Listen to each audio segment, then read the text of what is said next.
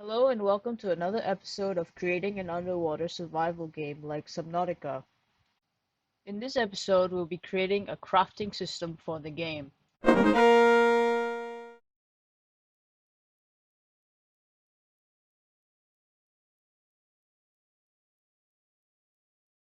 So the first thing we need to do is to create a new scriptable object that will allow us to create recipes for different items.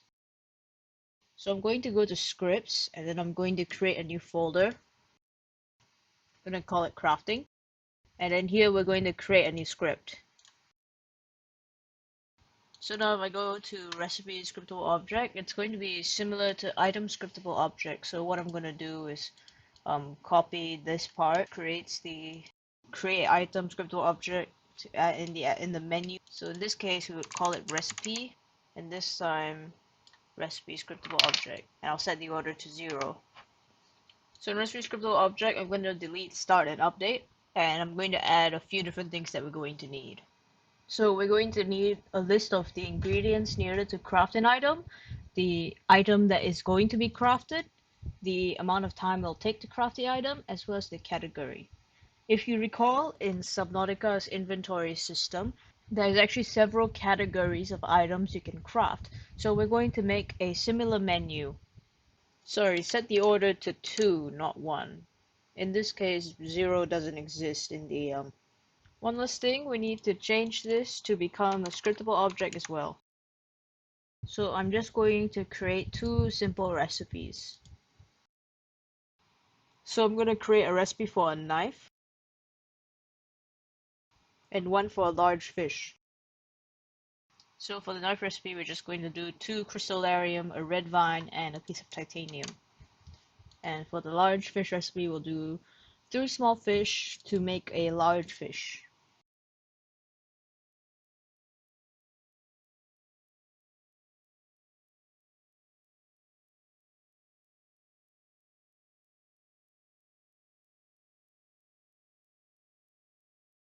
For now, I'm just going to use these 2.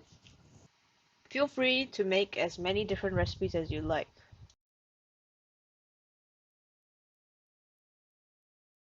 The next step is to create the UI for the crafting. Let's set up the crafting UI. So first of all, we'd want to go to Game Manager and to Player Canvas. Then we would want to create an empty game object. I'm going to call this crafting menu. So the way Subnautica's crafting menu works is that whenever you click on the fabricator, it opens up a few buttons on screen, and if you click outside of those buttons, it closes the menu. So the way we're going to do that is by using a panel that covers the entire screen. So whenever the menu opens, it also opens the panel. And if you click the panel instead of the buttons, then it will close the menu. So I'm going to create a panel, and I'm just going to set it to translucent black, just so that we can see it whenever it's open. And we're just going to make sure it stretches out to the entire screen. So as you can see, we have our panel, so that's working out just fine. And for now, we'll disable both the crafting menu and the panel. So our crafting menu, of course, we want it to be in the center, and we want our panel to be stretched to cover all of the screen. Now I'm going to create a prefab for each category button. So in Subnautica, when you clicked on a category, it would open up a branching menu that would allow you to craft the items from that are within that category. So I'm going to create a category button as a prefab for the crafting menu. So under the category, I would want a button which would allow you to open the category, and I would also want an empty game object, and I'm going to call it button holder. This will be used to hold all of the crafting buttons in the crafting menu. So I'm just going to set this button to be 100 by 100.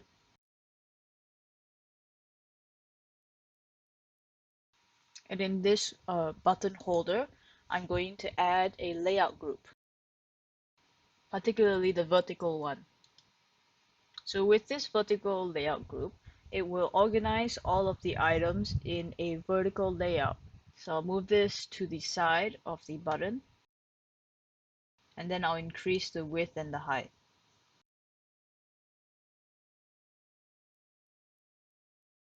So now I'm going to add a layout component to the button holder. I'm going to use the grid layout component so that we can organize all of the buttons on a grid. So it should start from the upper left with 50 spacing between them.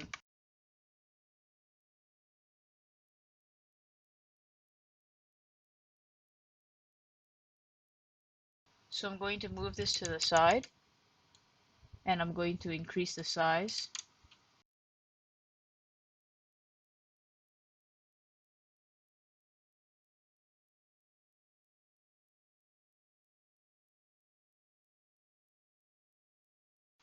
And I'm going to adjust the anchor points of this also. So just to test out the grid, I'm just going to put in a couple of the UI prefab. This won't be the final crafting buttons we're putting in, but they will be the same size, so we can just test out this inventory holder. So I'm just going to add several buttons and see how they arrange. So as you can see, they arranged the buttons nicely, and if I added another one, it would add more buttons. Yeah, so the grid layout works just fine.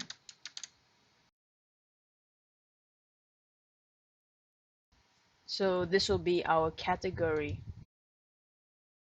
I'm going to create a new folder under prefabs, and I'm going to call it crafting. I'm going to move the crafting table into this folder as well. So in here, I'm going to make the category into a new prefab. Then I'm going to add a layout group to the crafting menu. This time a vertical layout group. And I'm going to align it to a middle center.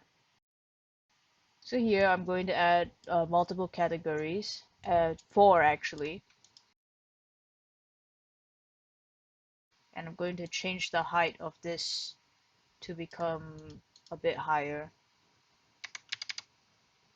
and the width to become 200. I'm also going to create a spacing of 50 again.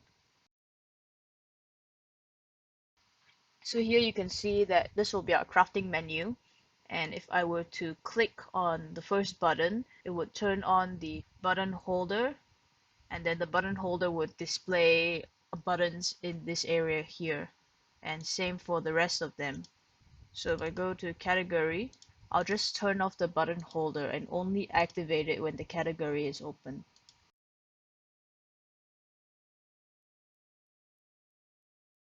For the time being, I don't have any assets for the crafting menu right now, so I'm just going to type out what the names of the categories are. Actually earlier I made a mistake with the category.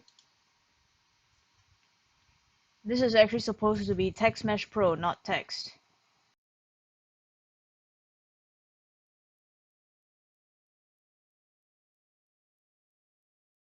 Sorry about that. That was supposed to be a Text Mesh Pro button, not a regular one. Generally, in later versions of Unity, it's better to use Text Mesh Pro compared to text because it's a lot more flexible. Okay, now to create the recipe button. So under the first categories button holder, I'm going to create a new button, and I'm going to call this Recipe UI button. So we'll just delete the text and leave the button. Later on, we will be adding an event trigger to this button so that when it's clicked, it will create the recipe and close the menu. So just set the width and size to 100 by 100. And then I can just drag this into crafting and make it its own prefab. So now I can delete it from button holder. So when it comes to our recipe manager, since we're going to have the ability to be able to unlock recipes as the game goes on, you can add the recipes to the categories programmatically instead of adding them in the Unity editor. So programmatically, we're going to be adding a recipe UI button for every single unlocked recipe in the corresponding category that it's in. So for the recipe UI button, it's going to need its own interactable object class so that the button has a reference to the recipe it is supposed to create. So I'm going to go back to scripts and to crafting, and I'm going to create a new script. I'm going to call it RecipeInteractableUIObject. So if I open up RecipeUIInteractableObject, so for this object, it's going to deal with UI and with TextMesh Pro. So I'm just in the beginning, I'm going to add TextMesh Pro and Unity Engine.ui. So the recipe interactable UI object is very similar to the regular interactable UI object, but instead of just storing an item, it has to store a recipe. So I'm going to add some variables now.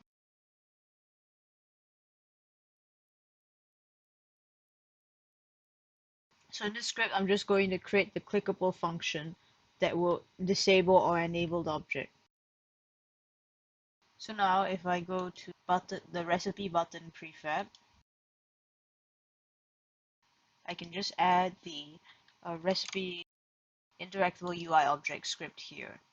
And then when we instantiate these buttons, we can set the recipe of each button to be whatever recipe it needs to be. Now we have finished all the setup we need for our crafting menu. So I'm going to disable the crafting menu again, and now we can create our crafting manager. So if I go to scripts and I go to crafting, I can create a new script, the crafting manager. So I'm just going to grab this and drag it onto our game manager. So first of all, the crafting manager also inherits from the UI base class because it also manages the crafting menu. First of all, I'm going to add some variables. We'll need a reference to the inventory system as well as getting a static instance of the crafting manager. We're also going to need a list of all of the currently unlocked recipes and a list of the recipe buttons. Oh yeah, we also need to use Unity Engine.ui to access the button component.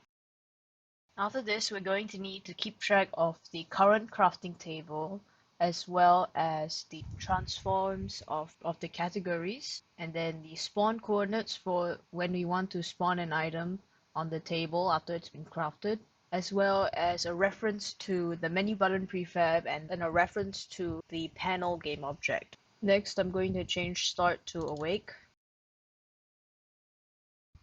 The first thing we want to do is to create a function that will set the current table that we are using. The next thing we want to do is create a function that will unlock a recipe. So when given a recipe scriptable object, it will add it to the list, sort the list, and then set up the button for the object. Oh yeah, in order to organize the list, we're also going to need to use link again.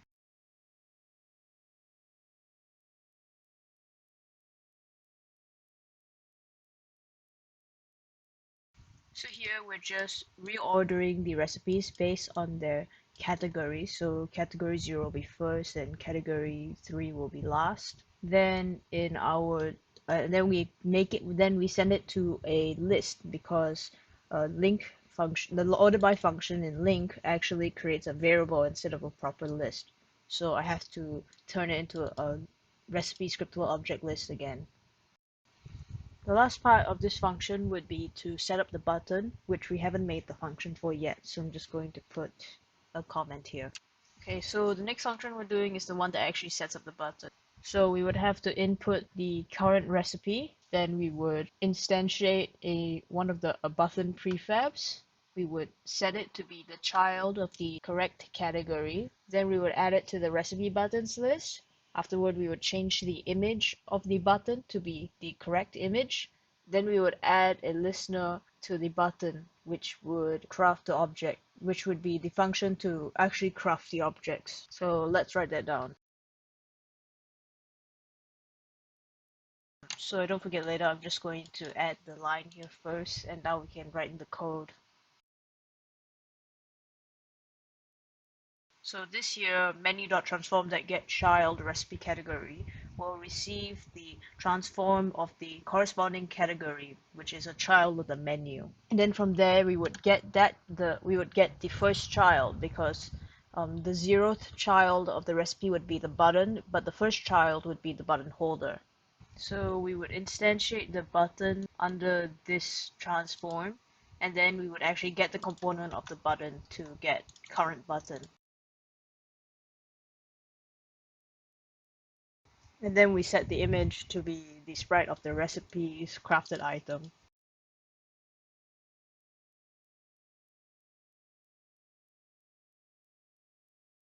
So that we also need to add the function to the button, which we need to write down over here. So let's write it down first and then add it to setup button. So we need to add a listener. We need to add the function to the button by adding a listener to the button component. But since we haven't written the function yet, I'm going to skip over it for now and come back to set it up later. The next function we want to do is a function to initialize the crafting table UI, because while we have a function to unlock recipes, if you just wanted to set a couple of recipes in the crafting manager before you start the game, so if you have a couple of default recipes, we're creating a function that will initialize them and set up the buttons for each of them before the game starts. So for the crafting menu, we're also going to need to override the open menu functions again, like we did in the storage manager. So we're going to override open menu functions. In this case, we would need to set the panel as active, so that when we open the menu, it also opens the panel so that we can click out of the menu. And then after that, we'll need to check what we can craft. So these are a couple of functions that we need to set up the crafting, but now let's get into the actual crafting functions. So I'm going to create a region, and let's create all of the crafting functions. So first of all, we're going to need a coroutine that will actually craft the object. It's a coroutine because when we craft the object, we want to disable the crafting table for a period of time before enabling again when the object is finished crafting. So I'm going to call it craft object. It will take in a recipe scriptable object. So in this function, we'll disable the crafting table. Then we will close the menu, because when you click on the item, you want the menu to close.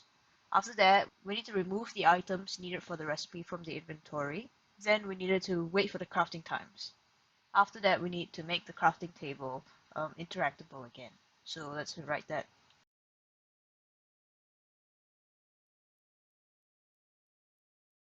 So here we're using that remove item function that removes multiple items from a list of item scriptable objects.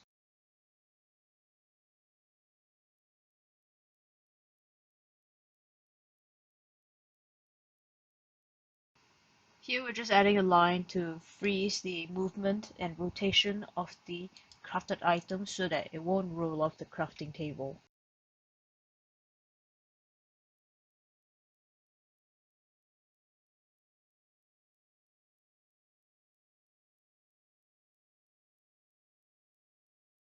The next thing we're going to do is to create a function that checks whether you have all of the ingredients for a recipe. So whenever the table is open, we're going to be calling this function for every recipe to check if you have all of the necessary ingredients to craft it. So in this function, what we're going to do is we're going to create a temporary list of all of the items inside the inventory list. And then for every item on the ingredients list, we're going to check if the inventory list has that item. And if it does, we're going to remove both of them. And then we're going to check that for every single item. This is so that if there are multiple of the same ingredient, but you only have one of them in your inventory, it takes that into account when checking through the ingredients. And then if one of the items is missing from your inventory, it returns false. But if none of them are, then if you have all of the items in the correct amounts, then it will return true.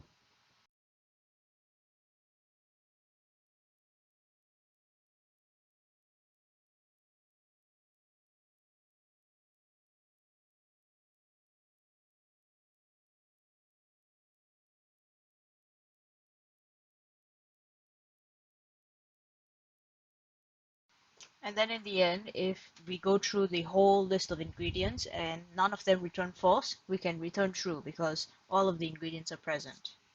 Lastly, we need one more function. Because we want to be able to call craft object on buttons, we need to make a void function of this coroutine. Now we can go back to our UI functions. So I forgot earlier, but actually we should create a region for UI functions.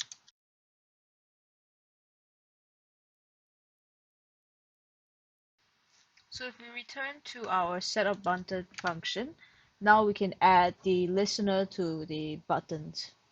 So using the onClick.addListener function, we can add a function to this button so that whenever it's clicked, it calls this function. So now the next function that we need for our UI is to override the open menu functions of the UI base class. Because when we open our crafting manager menu, we want to turn on the panel, but we also want to enable or disable our recipe buttons based on whether we have enough items for the recipe. So let's write it.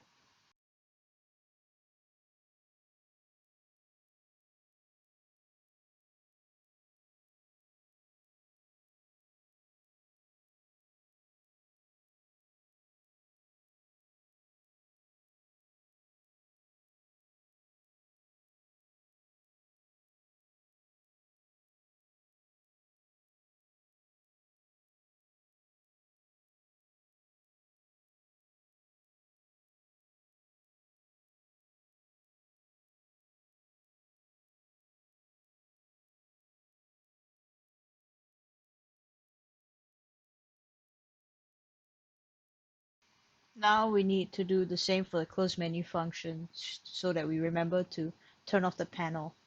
So the next function we're going to make is a function to reset the crafting table. If you recall, whenever we click on the categories, it is going to activate the button holders, which will display all of the available recipes in that button. So whenever we close the crafting table, we want to make sure to toggle those category buttons so that all of the recipe buttons are hidden again. So let's do it now.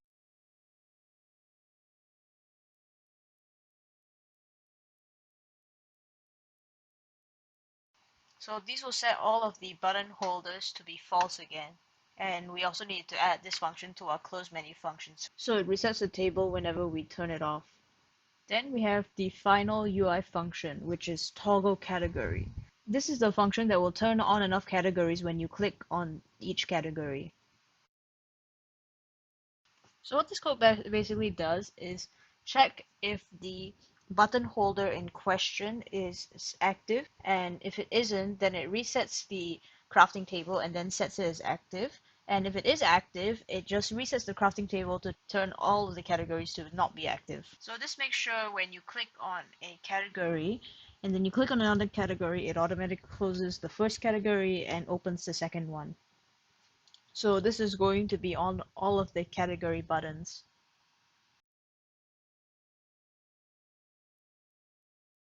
So that's all the functions for the crafting manager. I'm going to go back to the Unity to set up all of these buttons. So for the crafting manager, the menu would be the crafting menu. I'm going to add a recipe to the unlocked recipes.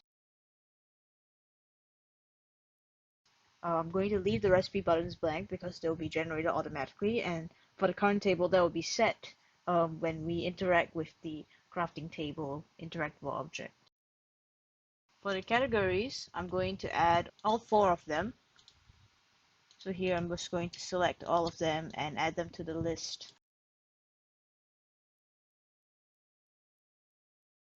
Afterwards, I'm going to set the panel to be the panel. And then the menu button prefab, I'm going to go to Assets. And I'm going to find the button prefab. Lastly, we need to get the spawn point of the table. So I go to the table. I can adjust the box collider so that it doesn't reach the top of the table, but instead to the actual table surface. And then as a child of the table, I'm going to add a spawning point And I'm just going to set it to be a little above the table surface. So I'm going to make sure to apply these changes to the prefab as well. So in the game manager, we add the spawn coordinates. And we have our crafting to be set up. Now back to the UI. On the panel, we need to add an event trigger such that whenever we click on the panel, it will toggle the menu. So I'm going to point and click. And here I'm just going to grab the game manager and I'm going to go to crafting manager and I'm going to get the toggle menu function because it will close the menu.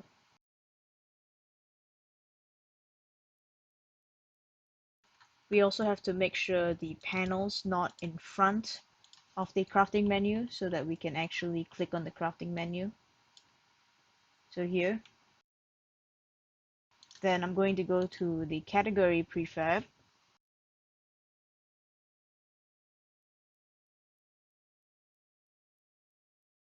And then to the button, on click, I'm going to add a function. If I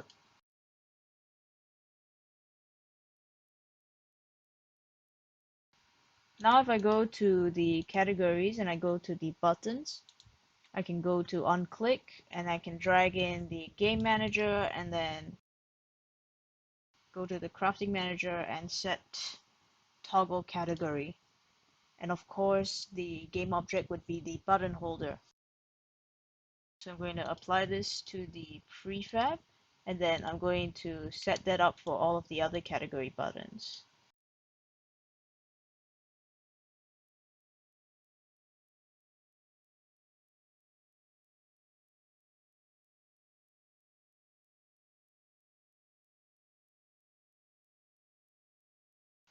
We don't have to worry about the recipe buttons because they will have the functions automatically added to them by the script. So that should be all of the functions for opening and closing the crafting menu as well as actual crafting. The last thing we need to do to make sure it works is to update the player controller.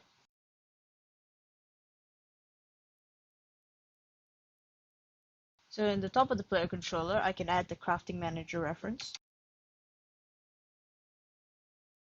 Then over here, I'm going to add another if statement. So exactly the same as the storage tag, we're going to check for a crafting tag and then we're going to open the crafting manager menu.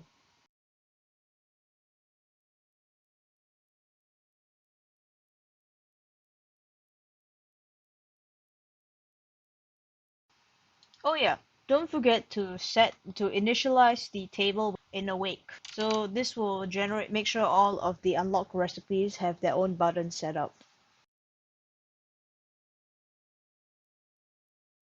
So here now if we go to our crafting table, we can click on it to open up the menu.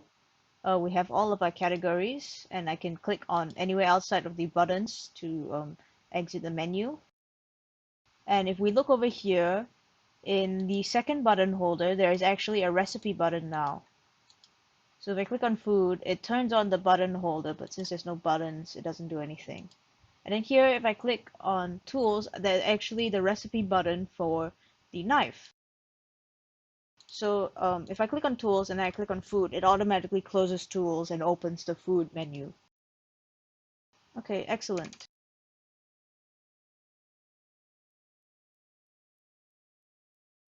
If I go back to the world and I actually spawn in all of the items that we would need to create a knife, and also all of the items we would need to create a large fish. So I'm going to grab this fish over here and duplicate it twice.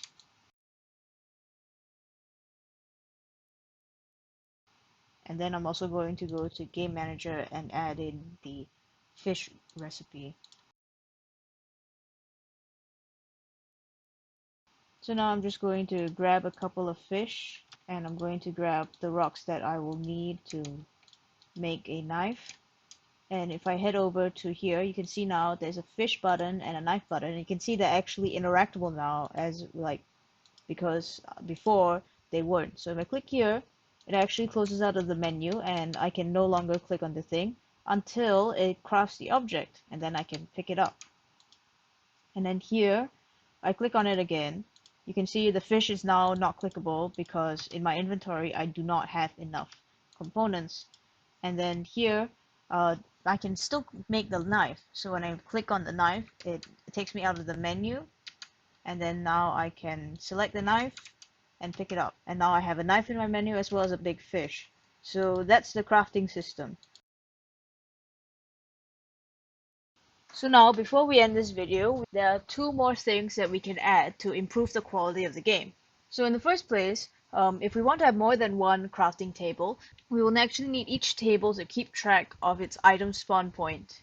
So one thing in the code that we can improve on is, instead of having a set spawn point, I can remove this and instead set the spawn point to be the first child of the table.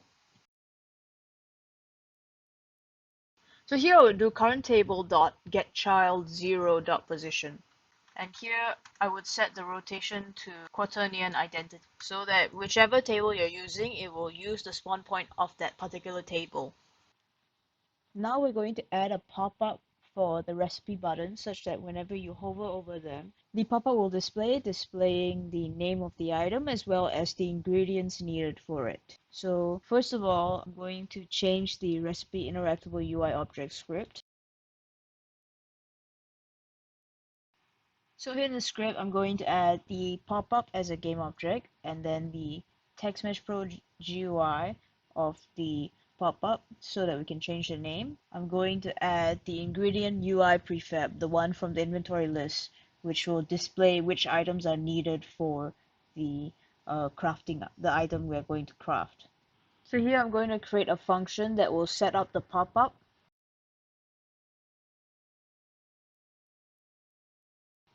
In the code, I'm actually going to move most of the functions for the setup button to be in the interactable UI object script instead. So here I'm going to set the sprite of the button, and I'm also going to set the text mesh pro with the name. Then I'm going to set up the ingredients list in the pop-up, which will be displayed on a grid as well. And then I'm going to set up the ingredients in the pop-up. So we'll just instantiate an ingredient UI prefab for every ingredient in the recipe.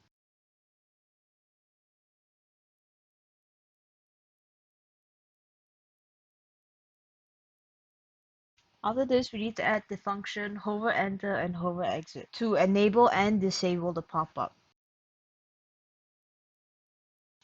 And then if we go back to Crafting Manager, we need to go back to Setup button. So here, instead of setting the sprite here, we'll just do current button. We'll get the recipe interactable UI object, and then we will call the setup button function. So now the only thing left to do is to add the pop-up to the prefab. So I'm going to add an event trigger. So I'm going to add an event trigger and add two events, pointer enter and pointer exit. So I'm just going to drag in recipe UI button and set the hover enter and hover exit functions.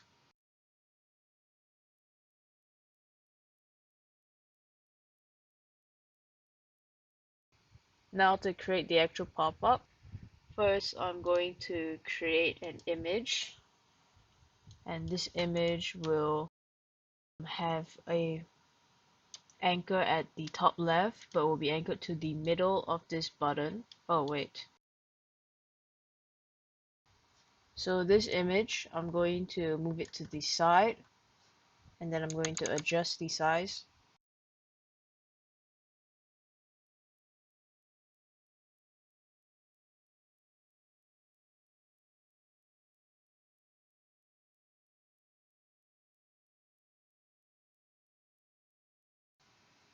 Okay, so here on the image, I'm just going to set the anchor point to be in the top left, but set it to the middle.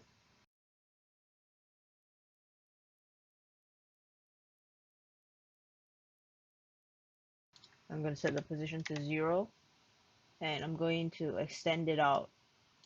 So I'm just going to color this black, but make it a little translucent. Then on this image, I'm going to name it UI pop-up.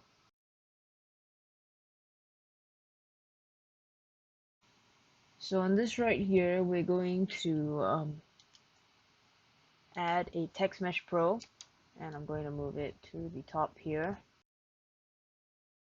and extend it out so that we can have the text, the name of the item.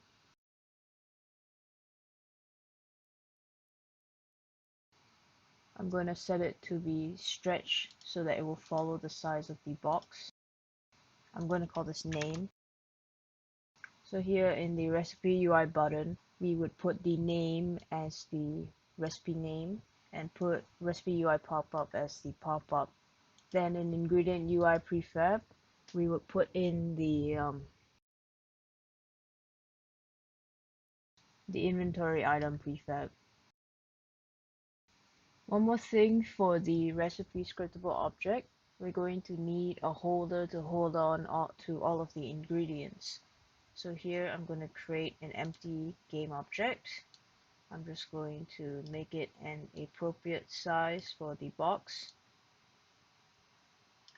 And I'm also going to make it stretch. So in this, I'm just going to add a grid layout group. I'm going to have the spacing be 50. And I'm going to have the child alignment to be upper center. I will also have a constraint of a fixed column count of 2. So here, if I drag in inventory UI onto ingredients, you can see that it arranges itself nicely as a grid. So you can just extend the size of this a bit more.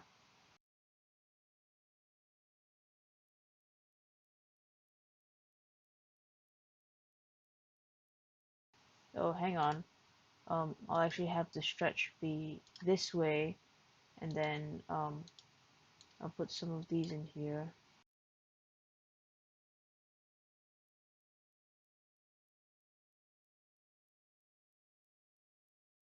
So now the ingredients list stretches to meet the recipe pop-up.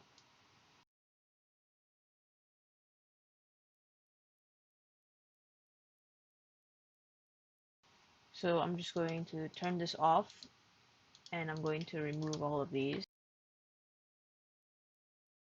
And with that, the recipe pop-up should work. Yeah, so I'm going to test it out.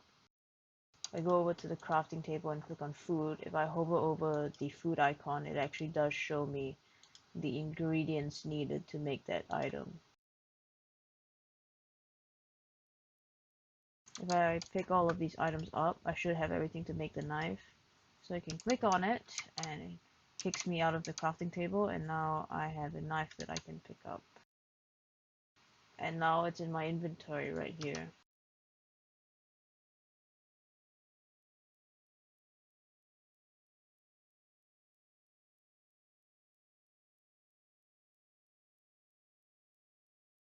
So after all that, that's everything for the video today. Thank you so much for watching. Like and subscribe to the channel, and I'll see you all in the next part. So that's all for the crafting system. Hope you enjoyed the video. Want to support what we do? You can help us by becoming a patron. This will give us access to all of the Patreon posts. You can access the project files, and you can see some Patreon exclusive content on the blog too. Link in the description. Yeah, so any support you give us will go a long way. We're only making about 20 cents for every dollar we put into our content creation. So your help in becoming a patron will go a long way for helping us make this a sustainable endeavor. See you in the next video.